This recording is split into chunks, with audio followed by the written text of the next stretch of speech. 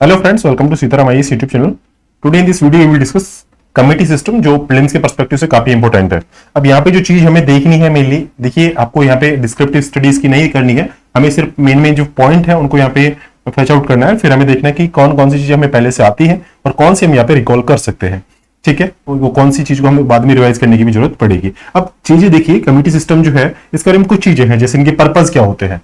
ठीक है, तो पर्पज है, इसके प्रोविजंस है, ये सारी जो चीजें होती है, ये हमें बेसिकली मालूम होना चाहिए कि रियल में यदि कोई लेजिस्लेटिव वर्क होता है ना, ठीक है, तो वो आपकी जो कमिटीज जो होती हैं उन्हीं में होता है। ठीक है, इसके अलावा यहाँ पे जो मेंबर जो होते हैं पार्लियामेंट के, ठीक है, वो यदि इसमें मेंबर है, जो आपके जैसे एमपी है, सांसद जो है, वो यदि इसके पार्ट है तो यहाँ पे वो न्यूट्रलिटी मेंटेन कर सकते हैं। बाकी अदर जगह जो है उनको आपका जो पार्टी है, पार्टी लाइंस पे जाकर उनको वोट देना होता है, जबकि यहाँ पे वो एक न्यूट्रल स्टैंड ले सकते हैं। और इसके अलावा डिटेल्ड एनालिसिस होता है। ठीक है, डिटेल्ड एनालिसिस। तो सबसे इंपॉर्टेंट पॉइंट ये है कि यहाँ पे न्यूट्रलिटी मेंटेन की जा सकती है। ठीक है, एक तो चीज ये ध्यान रखना है। दूसरा ये है कि इसके टाइप है ना, काफी सारे हैं, लेकिन इससे पहले हमें ये देखना है कि कौन से एक्ट है या कॉन्स्टिट्यूशन का मेंशन है या नहीं है। ठीक है, तो वो हमें देखना होता है। तो एक आपका है गवर्नमेंट ऑफ इंडिया,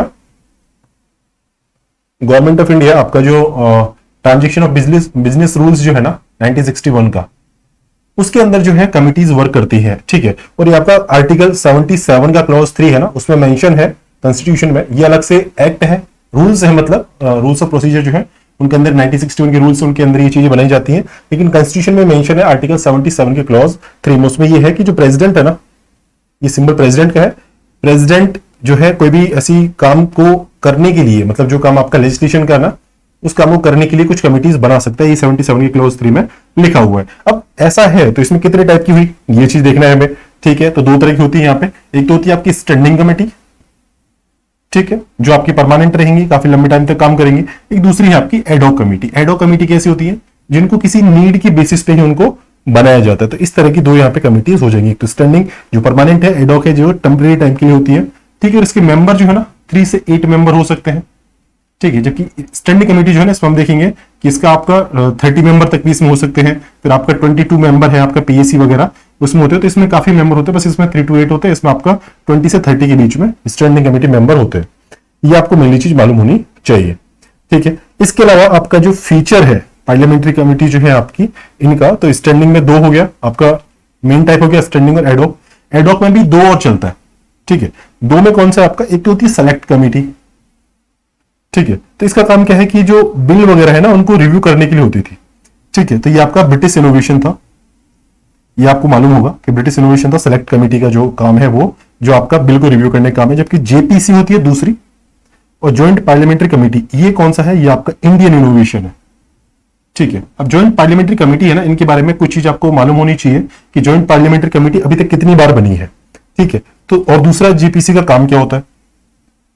ठीक है, तो अब आप बात करें जेपीसी, ज्वाइंट पार्लियामेंट्री कमेटी। तो जेपीसी में देखिए पर्पज क्या है, एक मेनली काम होता है इनका एविडेंस ढूंढना। अब इसको एक केस याद रखें, अडानी वाला व्यू चल रहा है ना, इसमें मांग चल रही कि जेपीसी बनाई जाए। ठीक है, तो उसके लिए अब काम क्या है कि वहां पे एविडेंस इकट्ठा करना है कि वहां पे क्या चीज हुई, क्या मैटर चला उसके ऊपर। दूसरा यहाँ पे जो आपका एविडेंस है ना, वो किसी फॉर्म में हो सकता है, रिटर्न होगा या फिर ओरल होगा। रिटर्न या ओरल दोनों टाइप से आपके एविडेंस वहां पे कलेक्ट किए जा सकते हैं, इन्फॉर्मेशन जुटाई जा सकती है।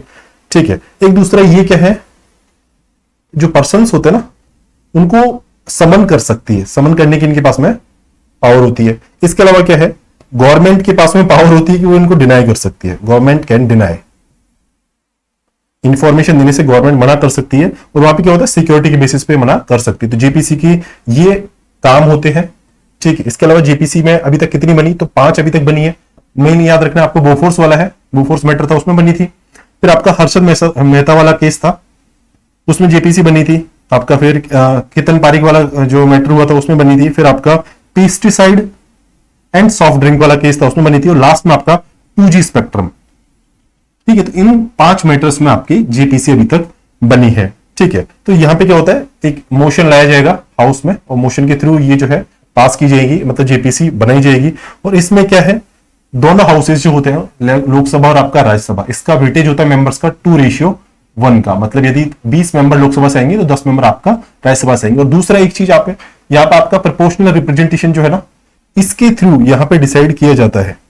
ठीक है, तो ये आपको ध्यान होना चाहिए। और यहाँ पे जब जेपीसी बनती है ना, तो इसमें जो रोल है, ठीक है, जो मेंबर डिसाइड करना है ना, वो पार्लियामेंट करती है, नॉट स्पीकर। ये ध्यान रखना।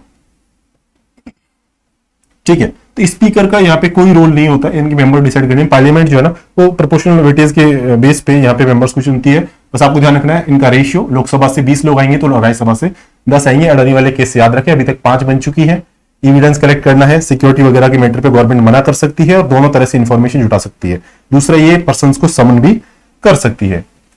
ये चीज तो आपने यहाँ पे देखी। इसके अलावा हमें और क्या देखना है, तो और हमें ये चीज देखना है कि इसके अलावा इसमें अपॉइंटमेंट वगैरह है वो कौन करता है। तो अभी हमने यहाँ पे देखा कि आपकी जो पार्लियामेंट है ना वो करती है। पी को सर्कल किया, ये पार्लियामेंट है, पी के ऊपर ट्रायंगल बनाया, तो इसका प्रेसिडेंट सिंबल याद रखें।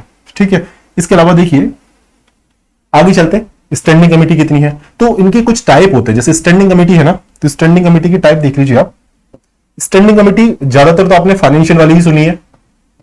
ठीक है, पीएसी वगैरह है, एस्टिमेट कमेटी है, ऐसी है। तो पहला हो गया फाइनेंशियल टाइप। दूसरा आपका डिपार्टमेंटल कमेटी है, ये आपकी कौन सी स्टैंडिंग कमेटी की एग्जांपल है। ठीक है, इसके अलावा आपकी इंक्वायरी है, इंक्वायरी कमेटी, जिसको आगे देखेंगे इसके 2 पार्ट को। फिर आपका जो स्क्रूटनी होती है ना, स्क्रूटनी के लिए भी एक स्टैंडिंग कमेटी काम करती है। फिर आपका डे टू डे बिजनेस जो होता है हाउसेज का, उसके लिए भी ये काम करती है। और आपका अदर पर्पज यदि होते हैं कुछ, तो उनके लिए भी बनाई जा सकती है। तो ये मेनली आपकी स्टैंडिंग कमेटी के नाम आप देख लें यहाँ पे। ठीक है, अब जो फाइनेंशियल है उसमें आगे चला है। फाइनेंशियल जो है इसमें 3 है। पहली है आपकी पीएसी, ठीक है, पब्लिक अकाउंट कमेटी। दूसरी आपकी कौन सी है, एस्टिमेट कमेटी। और तीसरी आपकी कौन सी है, जो पब्लिक सेक्टर यूनिट्स के लिए जो होती है ना, उनकी जो रिपोर्ट आती है, कैग वगैरह जो रिपोर्ट देता है, उनकी स्क्रूटनी के लिए 3 बनती है। अब पीएसी, एस्टिमेट और आपका पीएसयू, इनका सीक्वेंस भी यही है। ठीक है, 1919 के एक्ट से ये बनी 1921 में।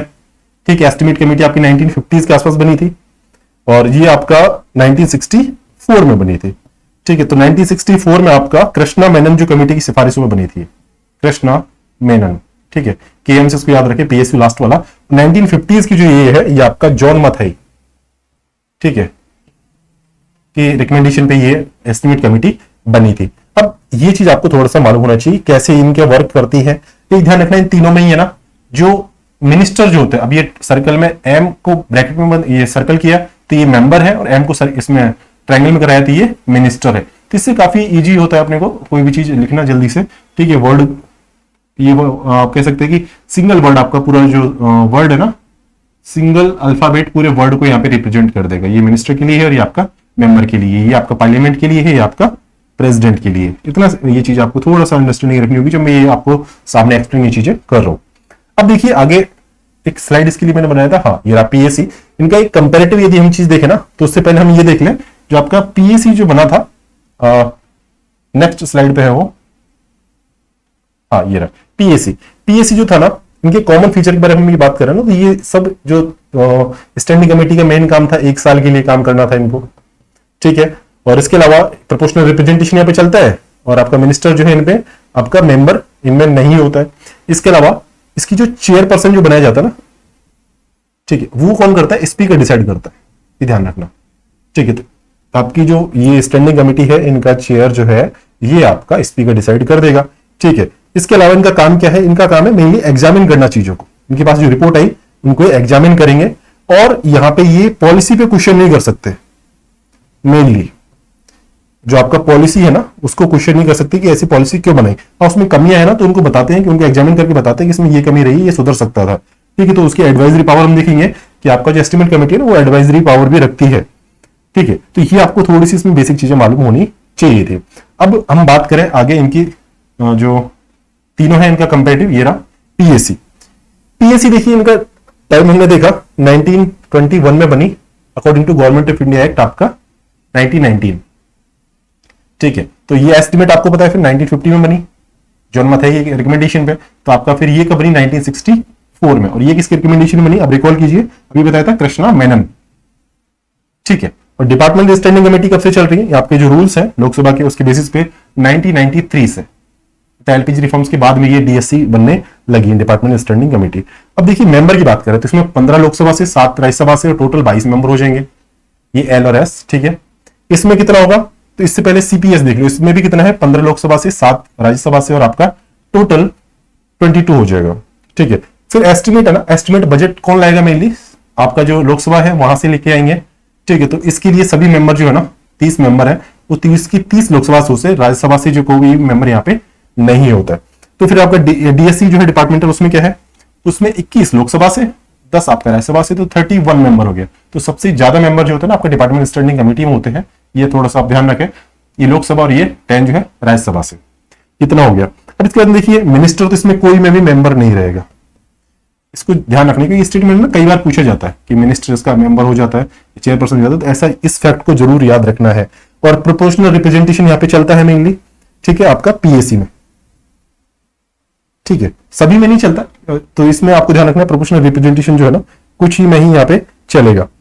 और एक आपको ध्यान रखना है कि फंक्शन जो है, तो आप देखिए पब्लिक अकाउंट्स है, तो कैग की जो रिपोर्ट आएगी ना, कैग की रिपोर्ट की जो स्क्रूटनी जो करेगी, उसका एग्जामिन जो करेगी, उसमें यदि इरेगुलरिटी वगैरह कुछ है, ठीक है, उसको चेक करने के लिए पीएससी काम करेगी।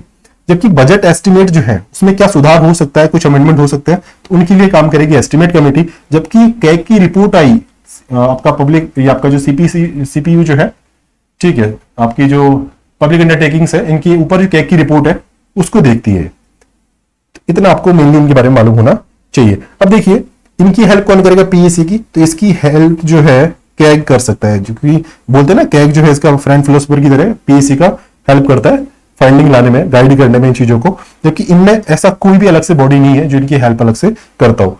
दूसरी एक है रिकमेंडरी नेचर, क्या होती है नहीं होती, पीएससी की कोई रिकमेंडेशन नहीं होती, बस बताती है कि इसमें क्या फॉल्ट है क्या नहीं है, तो यहाँ पे कोई रिकमेंडेशन नहीं होती है। जबकि ये रिकमेंड कर सकती है, ये ध्यान रखना, एस्टिमेट कमेटी जो है ना ये यहाँ पे रिकमेंड कर सकती है, और इनमें ऐसा कुछ होता नहीं है। तो ये मेन यहाँ पे डिफरेंस हो गया। ठीक है, और दूसरी चीज आपको ध्यान रखनी है कि आपका जो पीएसी जो है ना, इसका मेनली चीज आपको ध्यान रखना है कि इरेगुलरिटी और इनएफिशिएंसी, इसको ढूंढने का काम है। ये आपको पॉइंट याद रखना है पीएसी के बारे में। और मेंबर तो आपको मालूम ही है 15 and 7 22 हो जाएगा यहाँ पे। जबकि एस्टिमेट कमेटी है ये लोकसभा से है, इनको आपको यहाँ पे देख लिया, सजेशन ये दे सकती है पॉलिसी रिलेटेड, और आपका नेक्स्ट ईयर के बजट में इनकी रिकमेंडेशन जो है ना वो ऐड की जाती है। इस साल तो बजट आई है, नेक्स्ट ईयर बजट में क्या क्या चीजें ध्यान में रखी जाएगी, तो इसको बोलते हैं ट्विन कमिटी और पीएसी। ठीक है, तो इसको ट्विन कमिटी भी बोलते हैं, ट्विन कमिटी। ठीक है, जुड़वा कमेटी कह सकते हैं पीएसी की। ये थोड़ा सा ध्यान रखना क्योंकि ये कॉम्प्लीमेंट करती है ईच अदर वर्क को, तो ये ईच अदर मतलब किससे, पीएसी से एस्टिमेट को। इसके अलावा और दूसरा है आपका पीएसयूज पे, तो पीएसयूज का तो आपने देख लिया, सिंपल सी चीज है। अब आगे चलते हैं, आगे है आपका इंक्वायरी कमेटी। इंक्वायरी कमेटी देखो दो होती है, पहली आपकी है कमेटी ऑन पिटीशन, ठीक है, और दूसरी आपकी है कमिटी ऑन प्रिविलेज। ठीक है, अब देखिए यहां पे क्या है, दोनों हाउसेज जो है ना उनके लिए सेपरेट होती है। तो लोकसभा के लिए अलग होगी, राज्यसभा के लिए अलग होगी। लोकसभा में जो मेंबर होंगे ना वो 15 मेंबर होंगे, और यहां पे 10 मेंबर होंगे, ये आपको ध्यान रखना है। फिर पिटीशन है, तो पिटीशन मतलब क्या है कि यहां पे पीपल जो है, लोग जो है वो अप्रोच कर सकते हैं, कोई भी उनको परेशानी है ग्रीवियंस रिड्रेसल के लिए, यहां पे काम करती है ये कमिटी, और लोग डायरेक्टली यहाँ पे अपना कॉन्टेक्ट कर सकते हैं, तो इसलिए इसको बोलते हैं ओम्बड्समैन। ठीक है, ओम्बड्समैन की तरह काम करती है ओम्बड्समैन।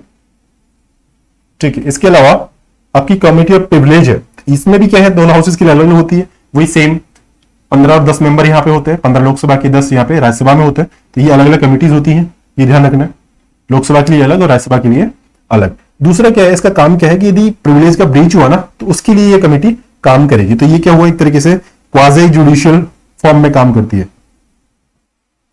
ठीक है, और ये जो डिसीजन लेगी ना उस पे भी फाइनल डिसीजन जो है इनका नहीं होता है, क्योंकि प्रिविलेज है ना, तो हाउस चेक करेगा, क्योंकि मेनली पावर किसको, प्रिविलेज की, स्पीकर के पास में। तो फाइनल अथॉरिटी जो है या फाइनल जो आपका कह सकते हैं कि डिसीजन जो है वो हाउस के द्वारा डिसाइड होगा। ये थोड़ा सा स्टार लगा याद रखना कि प्रिविलेज की भी कमेटी तो है, लेकिन इसकी जो कह सकते हैं जो डिसीजन है वो आपका बाइंडिंग नहीं होगा, फाइनल आपका हाउस का ही काम यहाँ पे चलेगा। तो दो है आपकी, कमेटी ऑन प्रिविलेज और कमेटी ऑन आपका पिटीशन, ये इंक्वायरी करने का काम करेंगी। आगे है स्क्रूटनी कमेटी। स्क्रूटनी में देखिए नाम बस ध्यान रखें, कमेटी ऑन गवर्नमेंट अश्योरेंस। ठीक है, दूसरी है committee of subordinate legislation, legislation, और थर्ड है आपकी committee on paper laid on house, मतलब हाउस में यदि पेपर जो प्रेजेंट किए जाते हैं ना, जो फ्लोर पे रखे जाते हैं काम के आगे वर्क के लिए, तो उनके लिए अलग से भी कमेटी होती है।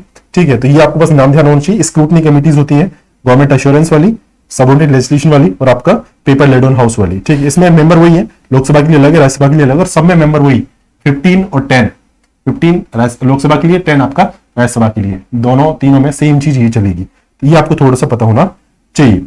इसके अलावा लास्ट टाइप जो हमारा बताया ना बचा है, वो है आपकी सर्विस कमिटीज। तो सर्विस कमेटी कौन कौन सी होती है?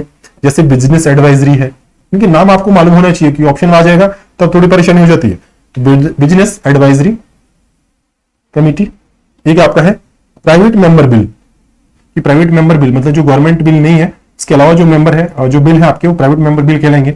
इनके लिए अलग से कमेटी होती है, ध्यान रखना। एक आपका हाउस कमेटी होती है। ठीक है, तो ये चीज जो है ना, ये आपकी सर्विस कमिटीज कहलाती है। इतना आपको थोड़ा सा आइडिया होना चाहिए। अब इसके अलावा कैबिनेट कमेटी है। ठीक है, इसके अलावा आपकी इंपॉर्टेंट, इसके अलावा और भी होती है कैबिनेट के अलावा, कुछ देख लीजिए, आपके SC ST के लिए होती है। ठीक है, वुमेन के लिए होती है अलग से, और आपका ऑफिस ऑफ प्रॉफिट जो है ना, वो OP, इसके लिए भी अलग से कमेटी होती है। तो ये सब क्या है? ज्वाइंट कमेटी होती है। ज्वाइंट मतलब दोनों आपकी जो हाउसेज होते हैं उनके मेंबर होते हैं, 30 मेंबर होते हैं तीनों में ही, और आपका प्रोपोर्शनल रिप्रेजेंटेशन के थ्रू इसमें क्या है, मेंबर्स को सेलेक्ट किया जाता है। ठीक है, तो ये मेनली आपकी अदर कमिटीज में आप ध्यान रखें, ऐसा ऐसा चलता है कि हाँ, ऑफिस ऑफ प्रॉफिट के लिए अलग से कमेटी है, वेलफेयर ऑफ SC ST, और आपका वुमेन के एम्पावरमेंट। ठीक है, इसके लिए अब कैबिनेट कमेटी की बात करें। कैबिनेट कमेटी का कंसेप्ट जो है ना, वो आपका किस पे चल रहा है? वही आपका रूल्स ऑफ आपका ट्रांजिशन ऑफ बिजनेस रूल्स जो है आपके, उनके बेसिस पे काम चल रहा है। ठीक है, तो यहाँ पे आपकी देखिए कैबिनेट कमेटी मेनली 8 चलती है। Cabinet committee on political affairs, जिसको बोलते हैं सुपर कैबिनेट की फॉर्म में बोलते हैं। ठीक है, सुपर कैबिनेट की फॉर्म बोलते हैं cabinet committee on political affairs. ठीक है, दूसरी आपकी है cabinet committee on economic affairs, appointment आपकी कमेटी होती है।